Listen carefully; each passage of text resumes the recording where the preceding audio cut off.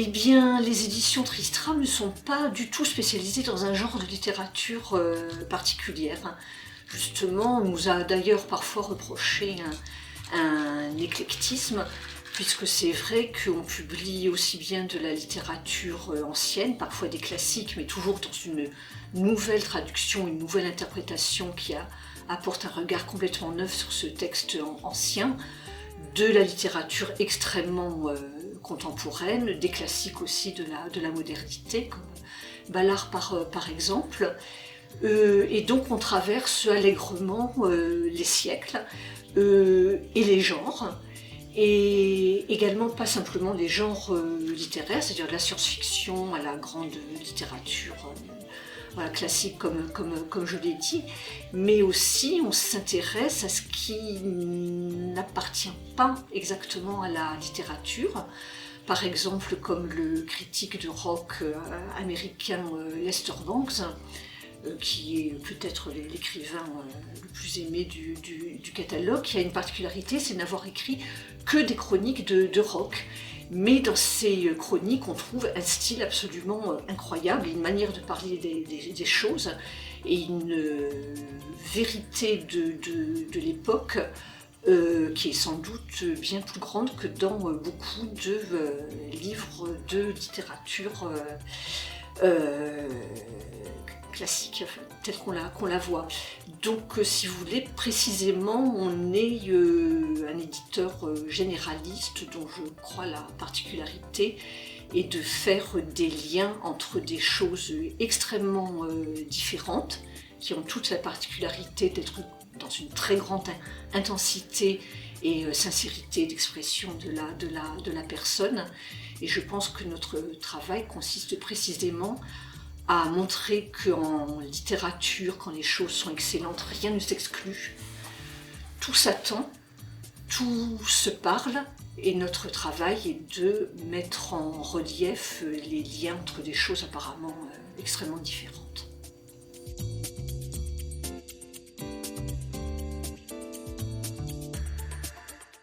Alors on pourrait en citer un certain nombre, mais je vais me limiter à un seul qui est sans doute le plus important de tous, qui s'appelle La vie et les opinions de Tristram Shandy, d'un auteur anglais du XVIIIe siècle qui s'appelait Laurence Sterne.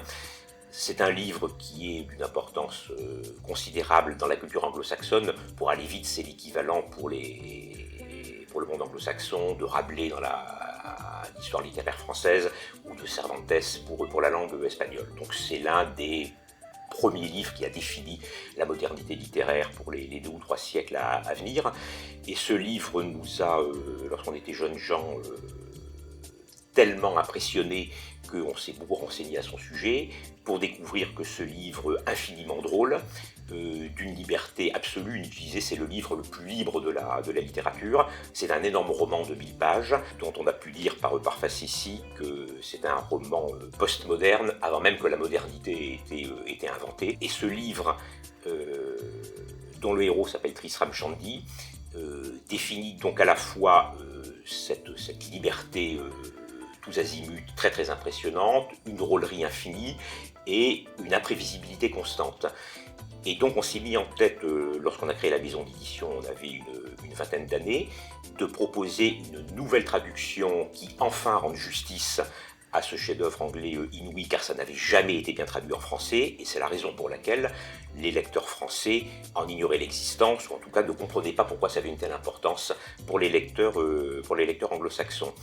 Et notre passion a été telle pour Tristram Shandy le roman et Tristram Shandy le personnage, qu'on n'a pas hésité à en faire l'emblème même de la maison d'édition, en reprenant le prénom du héros pour baptiser notre propre projet éditorial, dans l'espoir, il y a 40 ans, que cette liberté, cette insolence, cette imprévisibilité qui était si extraordinaire dans la position de narrateur du roman, pourrait être aussi une bonne position d'éditeur.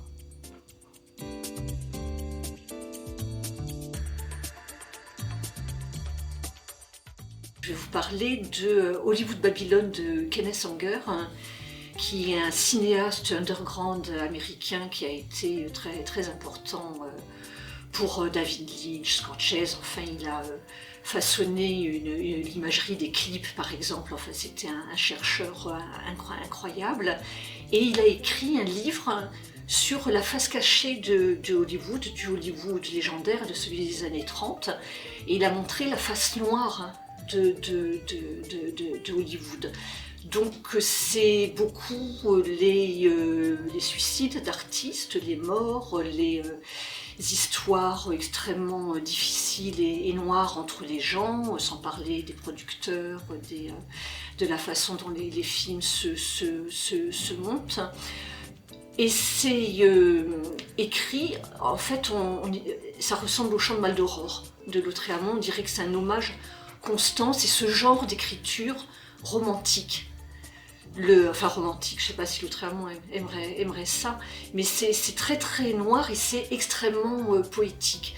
Et tout ça pour parler du cinéma de Hollywood par quelqu'un qui allait devenir un cinéaste culte, Kenneth Anger.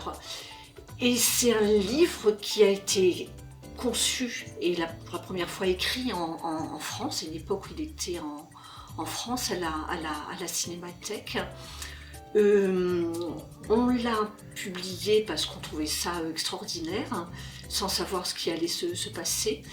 Et dès qu'il a été rendu public, il y a des tas d'amis éditeurs qui nous ont dit « J'ai toujours su qu'il fallait publier ce livre », alors qu'ils auraient pu le faire depuis 30 ans, quoi. Et c'est un livre qui, en même temps que le surgissement de ce monde et de cet auteur, a connu un succès public incroyable. C'est-à-dire que le premier tirage de 6 000 exemplaires s'est épuisé en 3 jours. On l'a réimprimé à 10 000 exemplaires, ça a duré 10 jours, on l'a réimprimé et on a vendu 40 000 exemplaires comme ça en quelques mois, quoi. Donc c'était la première fois que ça nous arrivait. Et on trouvait ça assez incroyable que ça tombe sur un livre qui soit aussi spécial et qui réponde aussi peu aux critères connus du succès commercial.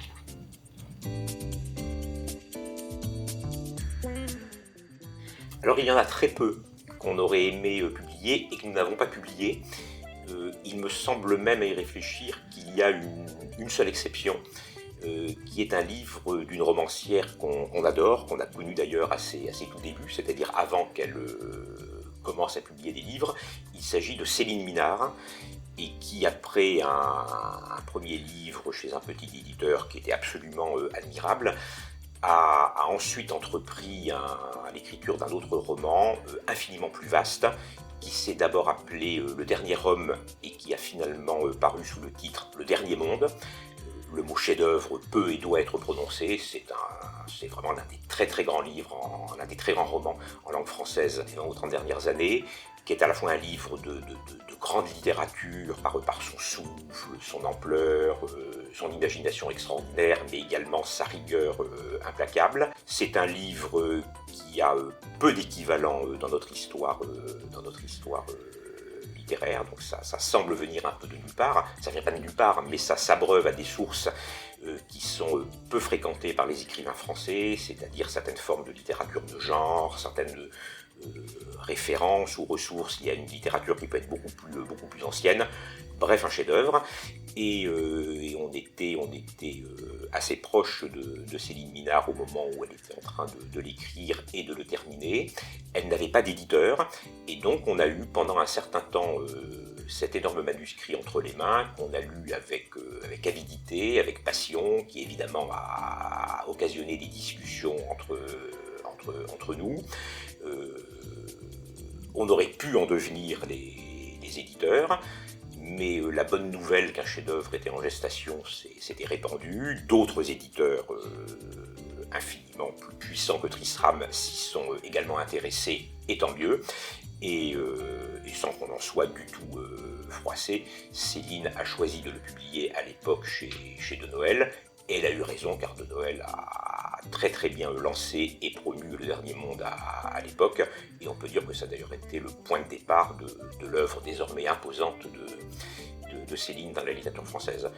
Donc ça n'est pas un regret, mais c'est un livre qu'on aurait été très fiers de publier, et on est très fiers d'avoir été associés à la dernière phase de son élaboration.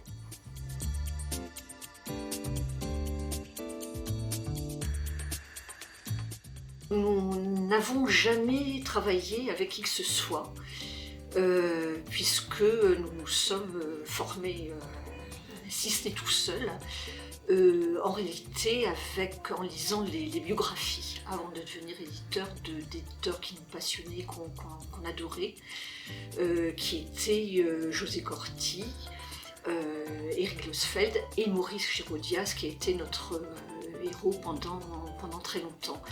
Et c'est en lisant les écrits de ces éditeurs qui, au passage, maniaient très très bien la plume et étaient des narrateurs hors pair, qui nous ont fait comprendre vraiment le sel, enfin, ce qu'il faut aller chercher dans l'édition, le sens de l'aventure, le sens de l'intensité dont je parlais au départ. Mais voilà, c'est venu par l'écrit.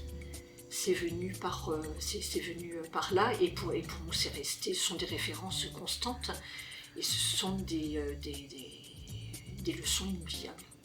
Je peux peut-être ajouter quelque chose, c'est que ces éditeurs qui ont été nos inspirateurs, notamment deux d'entre eux, donc Maurice Girodias et Éric Losfeld, donc ont écrit ces très grands livres de mémoire d'éditeurs, mais avaient tous les deux en commun, avec d'autres d'ailleurs, comme Jean-Jacques Pauvert par exemple, une réputation un peu de hors-la-loi de l'édition, c'est-à-dire que leur tempérament aventureux, leur goût pour le risque et parfois des comportements un peu borderline, leur a souvent attiré beaucoup d'ennuis avec la justice et notamment avec la censure, et ils ont été les grands héros dans l'histoire de l'édition française de la lutte contre la censure. Et ils ont gagné. La censure revient aujourd'hui par d'autres biais et sous d'autres formes, mais dans les années 60, 70, jusqu'au début des années 80, ils ont passé parfois autant de temps dans les tribunaux pour défendre la liberté d'expression que dans leur bureau à travailler sur les manuscrits. Et alors nous, on est les héritiers et les bénéficiaires de leur parcours, mais ils sont également devenus auteurs chez Tristram, c'est-à-dire qu'on a publié un livre stupéfiant de Maurice Girodias, qui est le livre par lequel il a inventé ce qu'on appelle aujourd'hui la politique fiction. Ça s'appelle Président Kissinger, et on a republié dans notre collection de poche, la collection Souple, il y a quelques années, l'incroyable livre de mémoire d'Éric Losfeld, dont le titre est déjà tout un programme, puisque ça s'intitule « Endetté comme une mule ».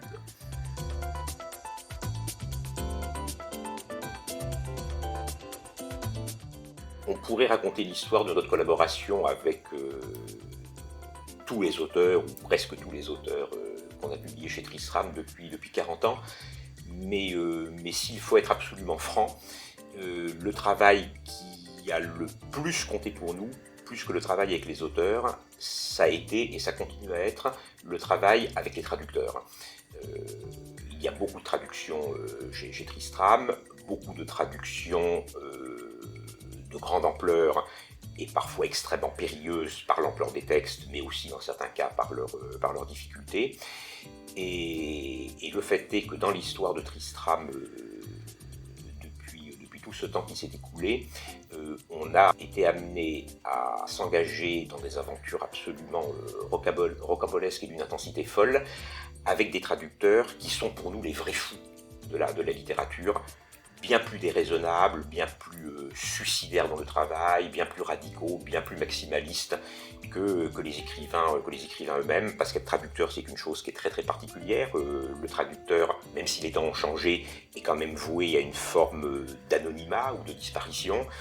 Voilà, il est comme sur le Styx, celui qui fait passer les choses d'une rive à l'autre, d'une langue à l'autre, tout en s'effaçant dans cette opération, et un homme comme Guy Jouvet, qui est le traducteur de Tristram Shandy et qui a traduit chez nous les 3 grands romans de Sterne, n'a jamais traduit aucun autre écrivain de sa vie, c'est-à-dire que c'est une entreprise monomaniaque. Même chose pour Claude Rille, le grand traducteur historique de l'écrivain allemand Arno Schmidt, dont on publie les œuvres complètes, mais je pourrais aussi citer Bernard Hopfner, avec qui on a retraduit beaucoup de choses de Mark Twain, et notamment ces 2 livres les plus fameux, Les Aventures de Tom Sawyer et de Huckleberry Finn, et je pourrais aussi citer Nicole Taube, traductrice également d'Arnaud Schmitt, ou aujourd'hui Bernard Sigaud, avec qui on a publié ou republié une très grande partie de l'œuvre de James Graham Ballard, et depuis une douzaine d'années maintenant, l'œuvre romanesque de Nina Allan. Et si le travail avec ces traducteurs est si décisif et si important pour nous, et si c'est là qu'on a appris et qu'on continue d'apprendre le plus, c'est que lorsqu'on est attelé au travail avec un traducteur, on entre nécessairement dans un travail extrêmement profond dans le texte, c'est-à-dire que c'est ligne à ligne, c'est mot à mot, tout doit être discuté, tout doit être pesé. Je pense qu'on en a plus appris sur la littérature, sur la relation que chacun de nous peut avoir à un texte, qu'il soit éditeur, qu'il soit traducteur, qu'il soit critique, qu'il soit lecteur, en travaillant avec eux, parce que on ne peut pas faire ce travail de traduction ou d'édition de traduction sans aller absolument au fond des choses. Et évidemment, on ressort de ce type d'aventure éditoriale transformé et évidemment très très enrichi à chaque nouvelle expérience. On s'engage dans une aventure irrémédiable et parfois dangereuse, avec une traductrice ou un traducteur. Et c'est peut-être la raison pour laquelle il y a un peu plus de livres traduits chez Tristram que de livres non traduits.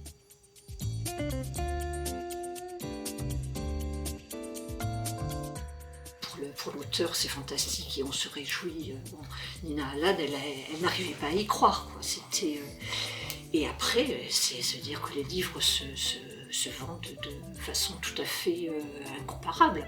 Donc ça change tout. S'il y a un point sur lequel un événement comme le prix Médicis change quelque chose pour l'éditeur que nous sommes, et peut-être spécifiquement pour Tristram, c'est qu'une particularité qui nous poursuit depuis l'origine, c'est que on est très aimé des critiques, et sans le soutien de la critique depuis le premier livre jusqu'à aujourd'hui, l'histoire n'aurait pas été la même. Et on est également très aimé par les libraires. Mais la nature souvent extravagante, souvent imprévisible de nos publications, une caractéristique, il y a très peu de méventes spectaculaires dans l'histoire de Tristram. Il y a quelques ventes exceptionnelles, à intervalles plus ou moins réguliers, et principalement des ventes moyennes. Mais avec une assez forte disproportion malgré tout entre des couvertures médiatiques qui peuvent être vraiment immenses et une réalité des ventes qui est de l'ordre de 2 ou 3 000 lecteurs. C'est le cas pour nous, comme c'est le cas évidemment dans l'ensemble de la profession. Et comme par ailleurs on publie peu, simplement une demi-douzaine de livres par an, Tristram n'est pas un enjeu financier de premier plan pour le libraire. Ce n'est pas nous, avec nos 5 ou 6 livres, même s'ils se vendent bien ou honorablement bien, qui font le chiffre d'affaires.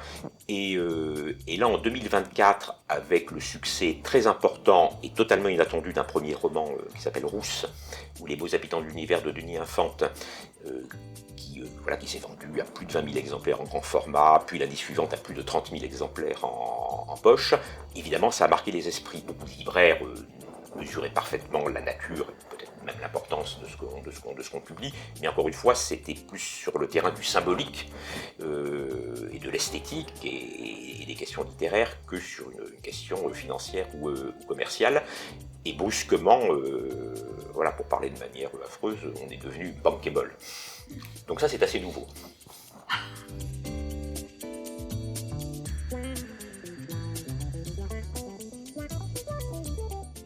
L'avenir, c'est la poste. L'avenir de la littérature. Ce qui va venir, la littérature, c'est forcément quelque chose qu'on n'attend pas. Ça ne peut pas être quelque chose qu'on attend, qu'on connaît. C'est forcément quelque chose qui vient de nulle part. L'avenir, c'est ça, quoi. Le seul problème, c'est que la poste ne le sait pas. Mais...